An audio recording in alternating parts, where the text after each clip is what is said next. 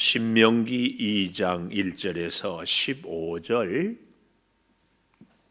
신명기 2장 1절에서 15절, 우리가 방향을 돌려 여호와께서 내게 명령하신 대로 홍해 길로 광야에 들어가서 여러 날 동안 세일산을 두루 다녔더니 여호와께서 내게 말씀하여 이르시되 너희가 이 산을 두루 다닌 지 오래니 돌이켜 북으로 나아가라. 너는 또 백성에게 명령하여 이르기를 너희는 세일에 거주하는 너희 동족 에서의 자손이 사는 지역으로 지날진대 그들이 너희를 두려워하리니 너희는 스스로 깊이 삼가고 그들과 다투지 말라. 그들의 땅은 한 발자국도 너희에게 주지 아니하리니 이는 내가 세일산을 에서에게 기업으로 주었음이라. 너희는 돈으로 그들에게서 양식을 사서 먹고 돈으로 그들에게서 물을 사서 마시라. 내 하나님 여호와께서 내가 하는 모든 일에 내게 복을 주시고 내가 이 광야에 두루 다님을 알고 내 하나님 여호와께서 이 40년 동안을 너와 함께 하셨으므로 내게 부족함이 없었느니라 하시기로 우리가 세일산에 거주하는 우리 동족 에서의 자손을 떠나서 아라바를 지나며 엘랏과 에시온 게벨 곁으로 지나 행진하고 돌이켜 모압 광야 길로 지날 때에 여호와께서 내게 이르시되 모압을 괴롭히지 말라. 그와 싸우지도 말라. 그 땅을 내가 네게 기업으로 주지 아니하리니 이는 내가 롯 자손에게 아르를 기업으로 주었습니다. 이전에는 에밈 사람이 거기 거주하였는데 아낙 족속같이 강하고 많고 키가 크므로 그들을 아낙 족속과 같이 르바임이라 불렀으나 모압 사람은 그들을 에밈이라 불렀으며 호리 사람도 세일에 거주하였는데 에서의 자손이 그들을 멸하고 그 땅에 거주하였으니 이스라엘이 여호와께서 주신 기업의 땅에서 행한 것과 같았느니라. 이제 너희는 일어나서 세렛 시내를 건너가라 하시기로 우리가 세렛 시내를 건넜으니 가데스 바네아에서 떠나 세렛 시내를 건너기까지 38년 동안이라. 이 때에는 그 시대의 모든 군인들이 여호와께서 그들에게 맹세하신 대로 진영 중에서 다 멸망하였나니 여호와께서 손으로 그들을 치사 진영 중에서 멸하신 고로 마침내는 다 멸망되었느니라.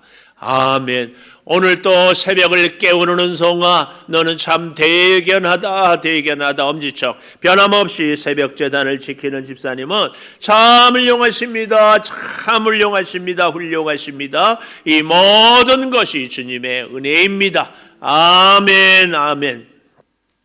신명기 1장 34절에서 46절까지는 어제 수요 예배 때에 나누었습니다. 여러분들 관심 갖고 참 유튜브 찍으니까 좋아요. 올려놨어요. 그러니까 보고 참고하시기를 바라고 또 목자톡에 옮겨놓기까지도 했습니다. 보실 수 있기를 바라고 오늘 제목을 저는 7절에 가보십시오.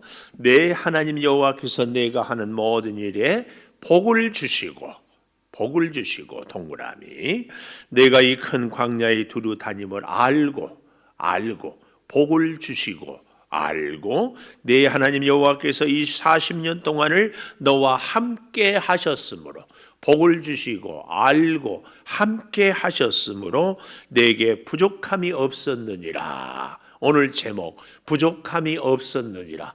어떻게 해서 부족함이 없다고요? 복을 주시고 알고 함께 하여 주셨기 때문에 부족함이 없다. 오늘 이 시대를 살아가는 저와 여러분의 인생도 하나님이 어떻게 하신다고요? 복을 주시고 우리가 두루 다님을 알고 또 함께 하셔서 부족함이 없게 해 주실 줄을 믿습니다. 자, 이렇게 부족함이 없도록 해 주시는 하나님의 큰 역사를 우리가 누리고 살기 위해서는 첫째 3절에 보십시오. 3절 맨 마지막에 보면은 이 산을 두루 다닌 지 오래니 북으로 나아가라. 첫째, 북으로 나아가라. 이게 무슨 말인가 하면은 이제 가데스 바네아에서 하나님의 말씀을 반역하고 어떻게 해요? 다른 길로 가잖아요. 그래서 이제 광야로 들어가야 돼요. 40년 동안 너희는 광야에서 살아야 된다. 그러니까 이스라엘 백성들이 가고 싶다, 가기 싫다. 가고 싫어요. 그래서 어제 우리가 저녁에 보았지만 여러분들이 이제 유튜브를 보면 알겠지만 이리 핑계대고 저리 핑계대고, 그래서 이 1장 21절에는 올라가라 하니까 올라가지 않거든요. 주저해. 답답해요. 그래서 그 결과로 참 하나님의 진노를 사니까 안 되겠다 싶어서 41장 41절에는 막 올라가겠다 그러는 거예요. 올라가겠다. 올라가지 마라 해도 뭐 또 올라가. 하여튼 그래서 제가 어제 제목을 순종인가 열심인가. 우리가 신앙생활 할 때에 열심히 신앙생활한 것이 굉장히 중요한데 더 중요한 것은 순종 안에서의 열심이다. 그런 말씀을. 그래서 오늘 이제 이스라엘 백성들이 광야로 들어가야 되는데 자꾸 머뭇거려요. 우리도 그러잖아요. 할 수만 있으면 이런 저런, 특별히 그것도 고난의 길을 참 좋아서 가는 사람이 어디 있어요. 그것은 사실은 십자가가 아니죠. 힘들어, 망설여, 주저해요. 그때 하나님께서 이스라엘 백성들에게 북으로 올라가라. 이 말은 광야로 들어가라 그 말입니다. 시험을 피하지 말고 시험에 딱 하나님의 훈련에, 하나님의 고난의 학교에 딱 입학하라. 이 말이 북으로 나아가라 그 말씀이에요. 이 1절에 보면 여호와께서 방향을 돌려 명령하신 대로 홍해 길로 광야에 들어가서 여러 날 동안 세일산을 두루 다녔다. 이 세일산, 광야에 들어갔다 하는데 세일산은 에돔 땅에, 에돔 백성에 사는 땅이거든요. 거기서 자꾸 망설여요. 그래서 가나안 땅에는 못 들어가지만 광야도 부담스러워서 중간에서 이렇게 에돔 에서의 후손들이 사는 데서 같이 좀 어울려서 살 수는 없을까 이러는 거예요. 광야는 살기 힘들고 가나안 땅은 하나님이 허락하지 않으니까 참 적당한 선에서 좀 타협하고 싶어요. 우리도 그런 말 많이 하잖아요. 다 좋은 게 좋은 거죠. 근데 하나님은 북으로 올라가라. 북으로 올라가라. 북으로 올라가는데 참 중요한 몇 가지 조건이 있어요. 여기 4절 마지막에 보면은 너희는 스스로 깊이 삼가고 조심해라. 왜요? 이 4절에 보면은 세일에 거주하는 너희 동족 에서의 자손이 사는 지역으로 지날진대 그들이 너희를 두려워하리니 너희는 스스로 깊이 삼가고 5절 그들과 다투지 말라. 그들의 땅은 한 발자국도 너희에게 주지 아니하리니 이는 내가 세일산을 에서에게 기업으로 주었다. 굉장히 중요한 교훈이 여기에 들었어요. 우리가 하나님의 말씀에 순종하고 하나님이 원하는 일을 하기 때문에 사람들의 부대끼거나 사람들에게 피해를 주거나 나는 하나님의 말씀에 순종하며 산다. 그러면 안 된다 그 말입니다. 우리가 하나님의 사람이기 때문에 오늘 이스라엘 백성들이 북으로 올라가는 광야에 들어가기 때문에 우리는 하나님의 명령에 따른다. 그래서 세일, 에돔 족속들에게 피해를 주고 그들을 힘들게 해서는 절대 안 된다. 우리가 안 믿는 남편들하고 사는데 나는 새벽기도 가니까 당신 밥 알아서 먹고 가세요. 이러면 안 된다. 우리가 하나님을 믿는 신앙생활을 하기 때문에 세상 사람들에게 피해를 줘서 안 된다. 절대 우리가 이 원칙을 기억해야 됩니다. 그리고 그 에서의 후손 에돔 사람들이 사는 그 세일산이 참 여기서라도 살면 좋겠다. 이렇게 욕심도 내지 말라 그 말씀이에요. 우리가 요한복음 마지막 21장에 베드로가 갈릴리 호숫가에서 고기를 잡고 예수님이 생선구이를 마련했고 아침을 먹이고 나서 네가 나를 사랑하느냐 3번씩이나 묻고 거기에 대답하잖아요. 그리고 나서 뭘 했어요? 베드로가 보니까 요한은 어떻게 될까? 선생님, 저 사람은 어떻게 됩니까? 그때 예수님이 뭐라고 그랬어요? 저 사람은 내가 다시 올 때까지 죽지 않을지라도 너희가 무슨 상관이냐? 다른 사람들 상관하지 말고 너는 하나님 잘 믿고 나를 따르라. 그 얘기 아닙니까? 오늘 이스라엘 백성들에게 에돔 백성들 세일 땅에 대해서 관심 두고 저기 어떻게 같이 살아볼까? 이런 생각 추호도 하지 말고 너는 어떻게 해라? 내가 명령한 광야로 북으로 올라가라. 이 말씀입니다.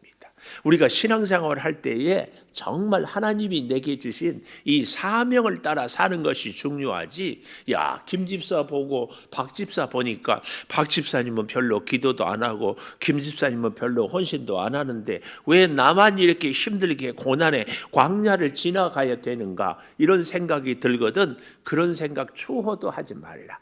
왜요? 아까 말씀했지요. 7절. 내 하나님 여호와께서 내가 하는 모든 일에 복을 주었다.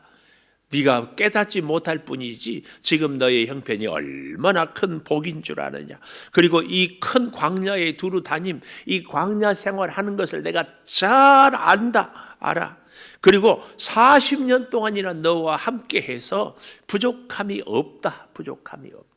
오늘 우리의 인생에 진짜 부족해서인지 아니면 나의 욕심 때문에 내가 부족하다고 이건 내 생각인지 여기에 대해서 우리가 잘 한번 돌아봐야 된다. 그 말씀입니다. 우리가 이러한 사실들을 잘 생각하면서 특별히 우리가 꼭 기억해야 될 것. 기업. 내가 세일에서 여기 5절 마지막에 이는 내가 세일산을 에서에게 기업으로 주었다. 이 얘기예요. 우리의 기업은 하나님이에요. 우리의 기업은 하나님. 하나님이 주신 분복을 받고 누리고 감사하고 사는 거예요.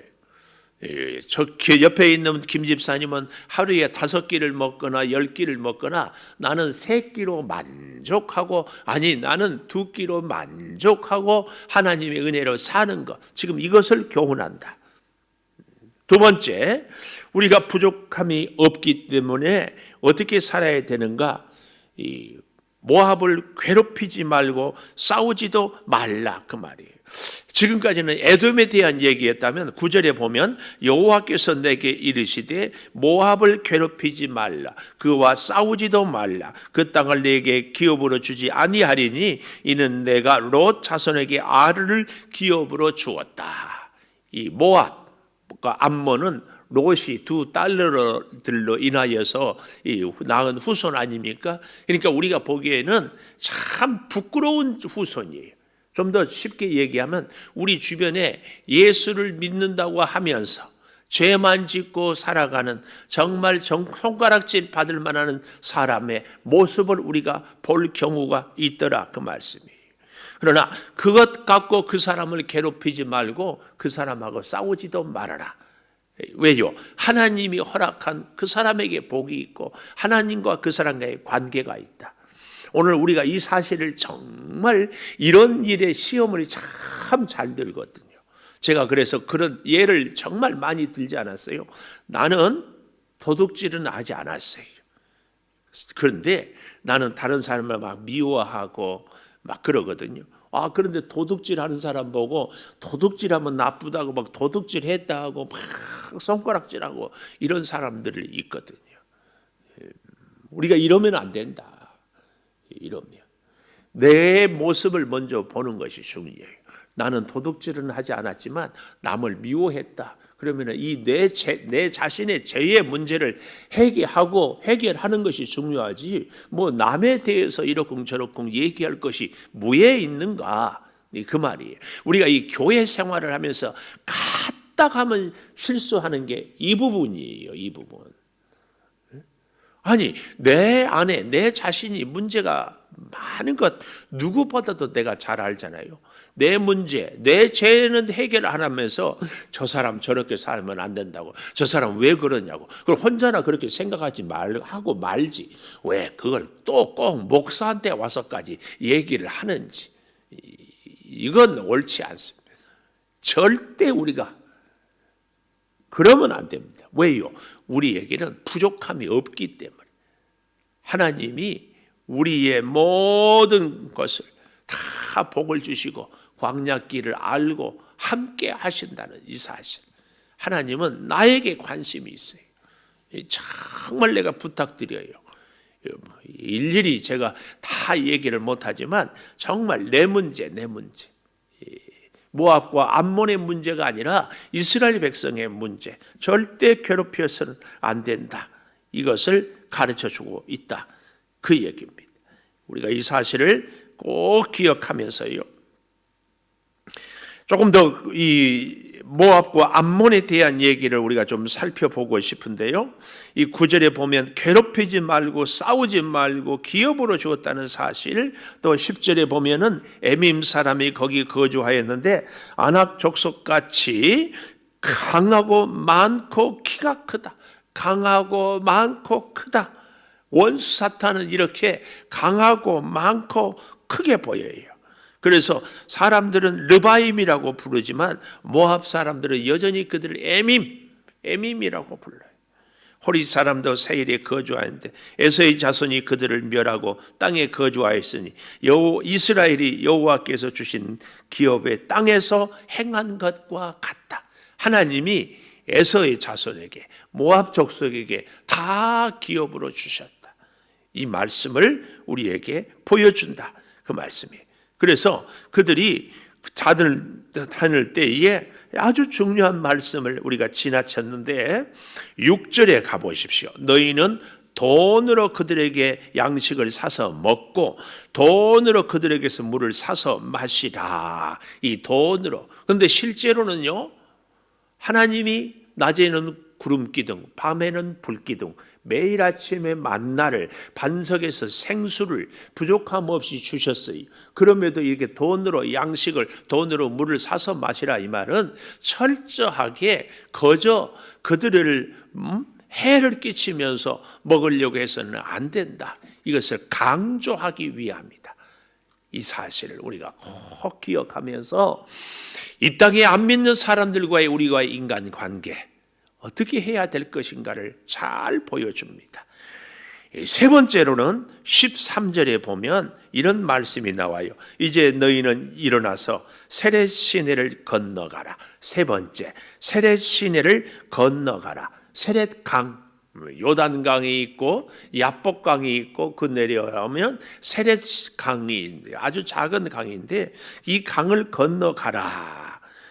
그래서 14절에 가보면 가데스 바네아에서 떠나 세렛 시내를 건너기까지 38년 동안이라. 이때에는 그 시대의 모든 군인들이 여호와께서 그들에게 맹세하신 대로 진영 중에서 다 멸망하였나니, 이 군인이라고 표현은 20세 이상의 남자, 아니 여인, 다 어른들이 다 죽었다는 얘기, 다 멸망하기까지 광야에서 돌고 헤매고 또 기다리고. 그래서 이 15절 마지막에 보십시오. 마침내는 다 멸망되었느니라. 왜요? 15절 여호와께서 손으로 그들을 치사 진영 중에서 멸하신 고로 다 멸망되었느니라. 세렛 시내를 건너가라. 언제 건너가요? 세렛 시내를 건너서 드디어 이제 가나안 땅으로, 세렛 시내를 건너므로 이스라엘 백성에게 광야 생활이 끝나거든요. 이 세렛 시내를 건너므로. 여러분, 야곱이 야복강을 건너므로 인하여서 어떻게 됩니까? 그 과거와의 단절, 그래서 새롭게 이스라엘로 살게 되죠. 허벅지 관절이 부러지면서 야곱이 또 이스라엘 백성은 홍해를 건너므로 어떻게 됐습니까? 애굽의 노예 생활과의 단절 끊지, 홍해를 건너므로. 오늘 이 세렛 시내를 건너므로 가데스 바네아의 반역의 그 과거를 끊습니다. 요단강을 건너가면은 드디어 광야 생활을 끊습니다. 오늘 우리도 이 세렛 시내가를 건너가라는 이 말씀을 가슴에 딱 새겨야 됩니다. 그때에 오늘 우리 제목처럼 부족함이 없는 삶을 살게 됩니다. 우리가 건너야 할 세렛 시내 뭐예요? 하나님이 어제 보았던 것처럼 같이 올라가라 하니까 가지 않다가 이제는 올라가지 마라. 그러니까 올라갔다가 대패하는, 크게 패배하는 이런 모습을 우리가 보지 않았습니까? 이러한 사실들을 정말 기억하면서 내가 건너야 할 세례 시내는 과연 무엇인지, 나의 혈기에 세례 시내를 건너서 혈기를 죽일 수 있는지, 나의 고집에 세례 시내를 건널지, 내 욕심, 내 자존심, 이런 것들을 다 건너 수없이 말씀을 들어도 말씀과 전혀 상관없는 우리의 삶이 아니라 이제는 세례 시내를 다 건너는 귀한 은혜가 있기를 축복합니다. 기도하겠습니다. 아버지, 부족함이 없도록 우리를 인도하여 주시니 감사합니다. 아버지 하나님, 하는 모든 일에 복을 주시고 광야의 큰 길을 다님을 알고 40년 동안 함께 하셔서 부족함이 없게 해주시니 감사합니다. 이 부족함이 없는 삶을 살도록 하나님께서 복을 주시고 또 두루 다님을 알고 함께 하심으로 부족함이 없는 우리 인생이 꼭 되기를 원하오니 주여 이제 북으로 나아가게 하여 주시옵소서. 더 이상 이리저리 핑계하지 아니하고 하나님이 허락한 말씀하신 사명의 길로 우리의 고난의 훈련의 길에 뛰어들어서 묵묵히 그 일을, 그 과정을 거치게 하여 주시옵소서. 결코 다른 사람들을, 우리의 이웃들을 믿지 않는 사람이라도 내가 하나님의 일을 한다고 괴롭히거나 싸우지 않게 하여 주시옵소서. 우리의 기업은 하나님이심을 믿습니다. 아버지, 내 인생의 세례 시내를 건너겠습니다. 아버지 하나님, 나의 고집에 세례 시내를 건너겠습니다. 나의 경험, 나의 생각, 나의 지식, 내 방법 다 내려놓고 세례 시내를 건너게 하여 주시옵소서. 사랑하는 성도들의 삶을 돌보시고 오늘 또 기도하며 직장으로, 사업장으로 나아가운데 능력을 발휘하게 하여 주시고 우리 성도들의 사업장이 주의 은혜로 형통하게 하여 주시옵소서. 자녀들을 위하여 기도합니다. 하나님의 전에 나오며 하나님을 의지하며 살아가는 자녀들, 어디서 어떤 삶을 살든지 주님 앞에 서는 자녀들 되게 하여 주시옵소서. 몸이 연약한 우리 성도들을 반드시 치료하여 주시고 생명의 역사로 같이 하여 주시옵소서. 지금은 우리 주 예수 그리스도의 은혜와 아버지 하나님의 무한하신 사랑과 성령의 감화 감동하심이 영원토록 함께 하시옵기를 간절히 축원하옵나이다. 아멘.